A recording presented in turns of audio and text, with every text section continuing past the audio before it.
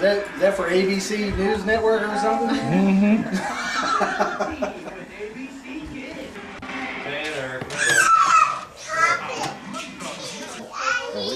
Everybody raise your hand if you're participating in this Dirty Santa. Let me see. Okay, 1, 2, 3. Mike, did you bring a gift for you specifically? So it's 4, 5, 6. You'll have 2. Rob's playing too. He's just busy. 7, 8. Oh, Doug counted you? 9. Janelle, you and Kevin are 1. All right, draw a number. We played one day. I thought we'd never get finished. Yeah, we're gonna play a way where we definitely get finished. We do it 3 times in a shirt. It goes on for a long time on Papa Creek. Hey John, did you write 6 and 9 the same way? No. I thought number Kathy said number 1 was good because they get to go again. What is it? What on the I don't know what it is. That's the reason I'm gonna open it up. You wanna help me? Yeah. Thank you. Sounds like a toy. Break it. If you break it, you buy it. Yeah. I like it. Let's see what you got. Well, it's going to be taken away. What? Oh, that's cool. I will take that if I can. Never needs sharpening. Who got that? Well, she did, dark. Your sister. You want it? You're not playing. Pick anybody's at this Mom, point. why do you Take Darlene's popcorn. What It might not Mike, even you be. can't take Get when it. somebody takes yours away. When you get it, you have to pick from the table. Hold it up here, Mike. Who's number 7? I am. Which should I take? The pictures or the knife? Oh, that's something I wanted. What is it?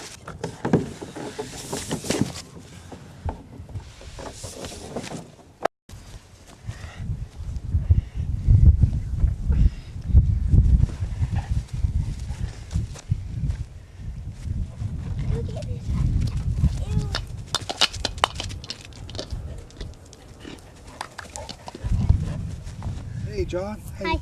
give me 5. Play a game today? How'd you do? We lost. Yeah? You don't normally lose, do you? We lost every game. Lost every game. That sounds like your Papa Bernie playing. Right. That's okay. You'll win one of these days. He plays Monopoly with us sometimes. He does? Yeah. Oh, I used to like Monopoly when I was well, I've always liked Monopoly. Did he let you win or you beat him some? I beat him sometimes. You do? Okay, guys, here it is. Okay. What, December the 21st, Yep.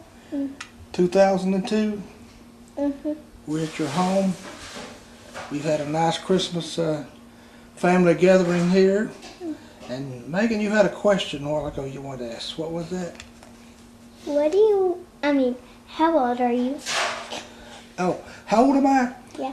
I was 63 November the 15th. So I'm quite a bit older than you, huh? Yep. The question you had a while ago about the camera putting white on it. You know, God gave us a wonderful gift with our eyes. Light is something you don't pay any attention to. Really, the outside light is sort of giving off a blue, and the inside light, like a incandescent light or fluorescent, it could be giving off a red or a green tint. So when the camera was not, you have to show it white light under the existing light, so that he can break down the colors accurately. In other words, if you didn't do that, the reds might look orange or another color.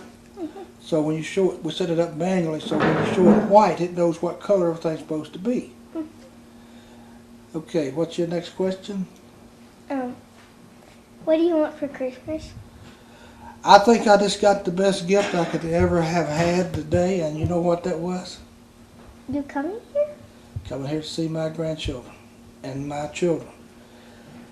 You always, when I drive up that highway going home, I've got the best feeling when I come down here. You make me feel good knowing I've got to see you. When I was coming down here today, I was looking at the real pretty blue sky, sun shining. I said, here I am, 63 years old, retired from the Army, got I think something like 15 grandchildren and 8 children. And I think how blessed I was. And you part of it. God has blessed me with you. And you part of that. And so when I got down here today, we had the meal and everything. It made me feel just more blessed. But John, you had a question you'd like to ask me? How old were you when you started skydiving? I started skydiving in April 27th, 1968. I don't know, John. I think I was 33 years old. I'm not real sure, but that's pretty close. I think I was 33. You can check it out later. I was born November the 15th, 1939. Okay. Anything else? How high did you go up? Well, the first jump wasn't really high. Well, it was sort of high, though. It was about 3,000 feet for the first time. The parachute was hooked onto a lanyard that opened up right away as soon as I jumped off the plane. Would you like to hear a little bit about Papa Bernie growing up? Yep. Well, I'm going to tell you a little bit about it. It's a lot different back then than it is now. It's just that you guys live in a different time than I did. Things are different. When I went to school the first time, I remember I had to walk to school it was about a mile. You had to walk a mile just to get to school? Uh-huh. Oh. I walked to school on gravel, dusty road with other kids. And it's a little white schoolhouse. 2-room schoolhouse. They had from the 1st to the 5th grade in one room and 6th to the 8th in another room. And before I got out, when I went into the 8th grade, they moved it into the city, which is now called Taylor County Elementary School. When I was raised up on a farm. My mother and daddy, your grandparents, we used to raise a garden. And we kill hogs. And you've seen the piggies oink oinks walking around, pork chops. And we used to kind of that was our meat. And we had a garden, like out in the backyard. We had our vegetables. We had tomatoes, carrots, onions. Never went hungry. Plenty of food all the time. And you know what kind of beds we slept in? What? Straw beds, straw ticks. They made the mattress out of straw. Was it prickly? No, it didn't tickle you. It was nice and warm. It was comfortable, but that's all we had back in. Some cold winters. Snow would be up to the windows sometimes. And back then we had to go to school no matter what kind of weather we had. We didn't get no days off. My daddy even took me to school one time on a mule. And I remember this as well. There was ice on the ground, snow. Okay, that's kind of a little bit of my life. Now tell me a little bit about, let's get John talking here a little bit. Tell me a little bit about your life. What's going on? I like to play sports all the time. I like living in the city. I like meeting new people. Okay, when you play sports, does Daddy help you? Mhm. How's he help you? Sometimes he's my coach in basketball, and he teaches me how to shoot right, and in baseball he teaches me how to swing better and play better. Oh, that's good. How about you? Can you tell me about your life? I'm 8.5 years old, and I like cheerleading, roller skating, and tumbling. Who taught you how to roller skate? My dad. Your dad?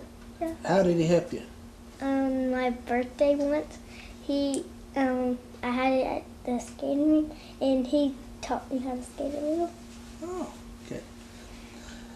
Well, believe it or not, Papa Bernie skated a little bit one time. I used to be pretty good at it, and I wasn't real good, but I could skate, and I loved to skate. Like on a Friday night, even after I become grown, I'd go skate. It's a lot of, this made me feel good. It's sort of like my skydiving. It just kind of something I like to do. Okay, what about cooking? Does Mom ever let you do any cooking? Yeah. Sometimes she lets me make salads, and I have an easy bake oven with no mix, and I have an ice cream cake maker. Okay. We gotta make those gingerbread houses. Got a what? Make the gingerbread houses. Who makes gingerbread houses? You make them? Me and Megan. Oh, Mommy show you how to do that? Yeah. I bet Daddy can't cook though, can he? Yeah, I can. He can cook? One time he put peas in chili and he put water in chili. Hey. And one time... Let me tell you something, Megan. If you can, when you talk, hold your hands down just a little bit. We want to see your pretty face on the video. Okay. If you ever got to be a star on TV, they'll tell you that, you know, when you're talking, that's the kind of... Okay. Tell me a little bit about Mom showing you what to cook. How does she teach you? She doesn't let me use a knife, and she teach me. You hear this in the video? She taught me how to like help make cookies and stuff. Okay. Okay, let's move it on to your school. Let's go over here to John Morgan a minute. In school, how do you feel about going to school? I don't like it. I'm just glad we're on winter break and I'm in the 4th grade, and I just like science and that's it. Oh, I love science too. But Tell me you're on the academic team. And I'm on the academic team, the 4-H club, the Mile Club, and I was in the school spelling bee. Yep. But he lost. why don't you like school? Good job. Boring. Well, you know why it's boring, or you think it's boring, but you know what? When you get up my age and your dad's age, you're going to look back at that being some of the most memorable times of your life. You know that? I don't guess you remember. Well, they couldn't remember their grandma. I remember. You remember your grandma? We put a picture of her on the computer, but we painted all over it. We did? And we erased it, remember? Okay, I don't want to wear it out with me talking so much. Anything else y'all want to talk about? You want to tell me anything that we haven't talked about? I didn't talk to you about school. Oh, okay. Tell me about school. I'm in 3rd grade. School is boring. I'm glad when we're on breaks. I'm on a break now until January the 6th, and I like art.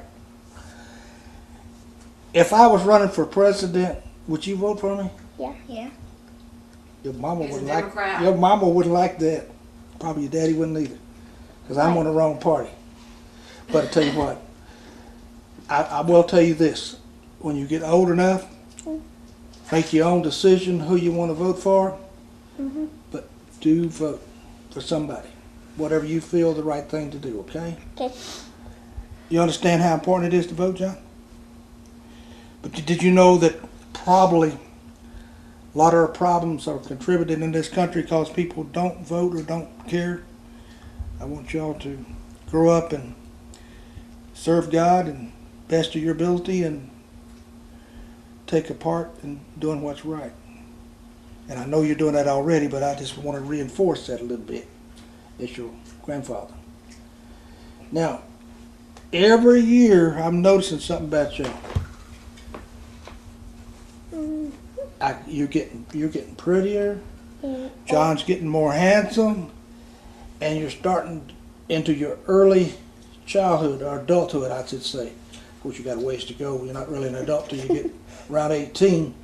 But I can tell that Mom and Dad is raising you right, and that makes me feel good because when I was young, I didn't think too much about having grandchildren, or didn't think really too much about having children because I was in the Army, gone a lot. But God has blessed me with y'all, and I love you. You know what I want to say to you right now? What? Merry Christmas 2002, Megan. Merry Christmas 2002, John. Merry Christmas back to you. Merry Christmas. Okay, guys, I want to talk to you a little bit about God. my faith in God and Jesus Christ, the Savior of the world. And I know your mom and dad has probably talked to you a lot about this already. But I want to give you my point of view as how I come in to know Jesus. I know him at a very early age. Actually, even before I turned 12. I got saved at 12 years old. I gave my heart to Jesus in a little church, Church of God, over at a little place called Barrowwater, Kentucky. John, you want to sit back up here? That way. Are you getting him in okay? It's better up there. Okay. This young woman, a little bit older than me, she was showing me things about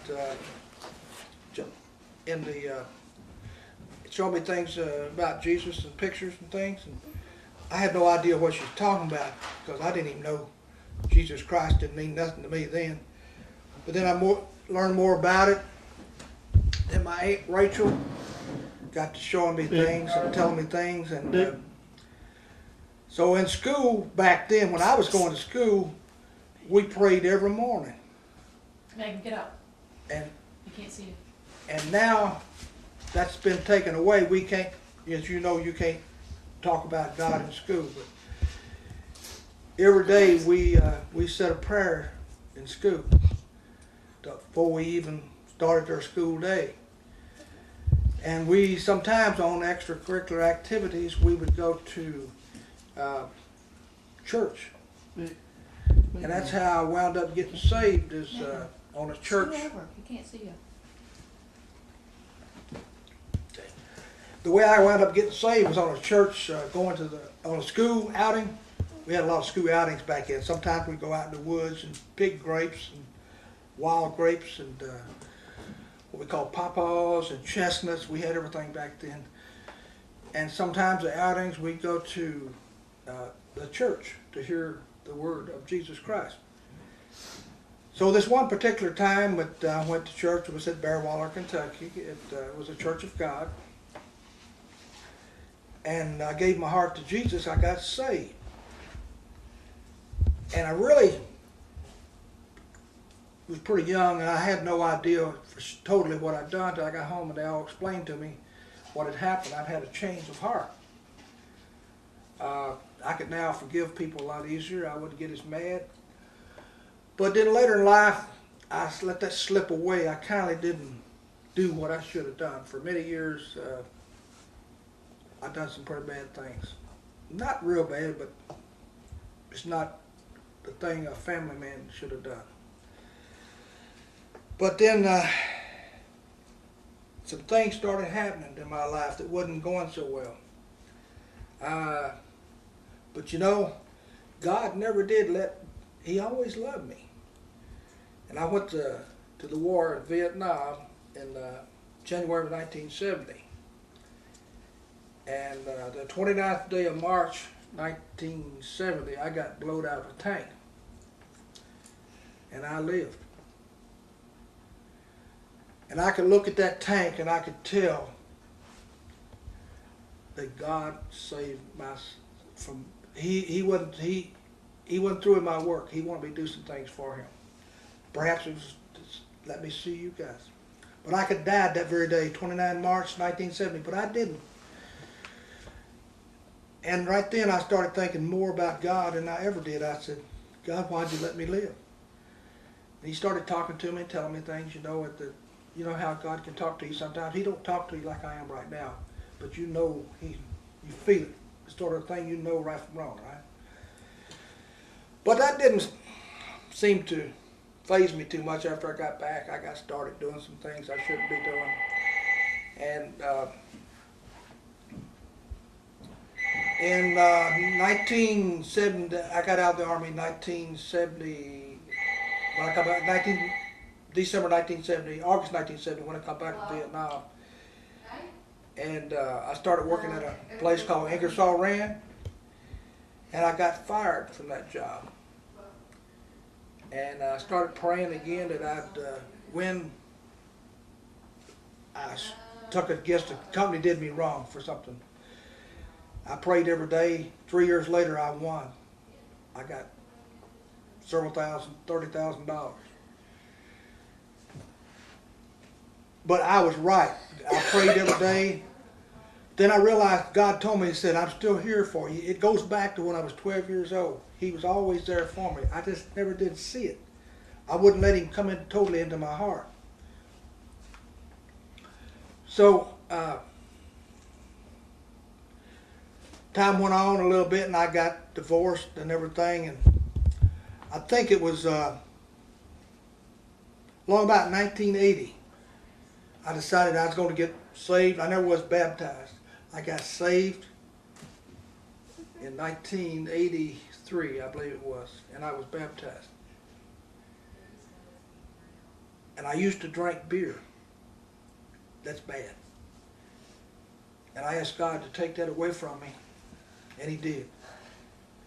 I asked God to give me my family back, and He did.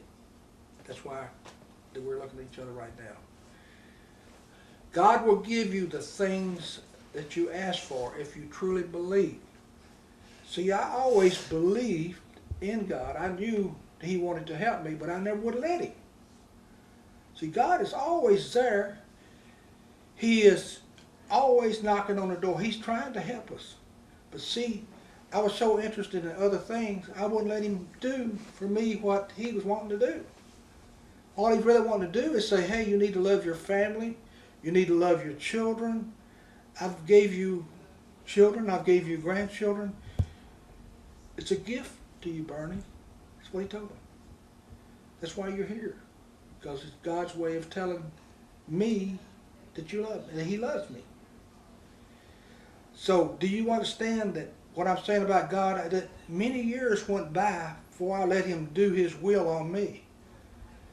Oh, sure, I got saved. There's many persons saved out there, but they're not opening up their hearts totally. You got to let Him all the way in. You ever try to come through the door of your house and get halfway in and stop? You're not outside, but you're not inside. You're just in the door. That's kind of where I was. I was just out there waiting.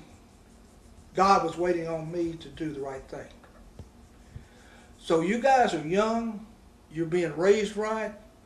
You go to church. A lot of times things won't seem right. You'll think mom and dad don't love you because they may spank you. But as you get older, you'll look back. You'll realize that little spank you got on the butt was nothing but love. That's right. All right, that's pretty much it. You understand what I told you? Can I use the bathroom?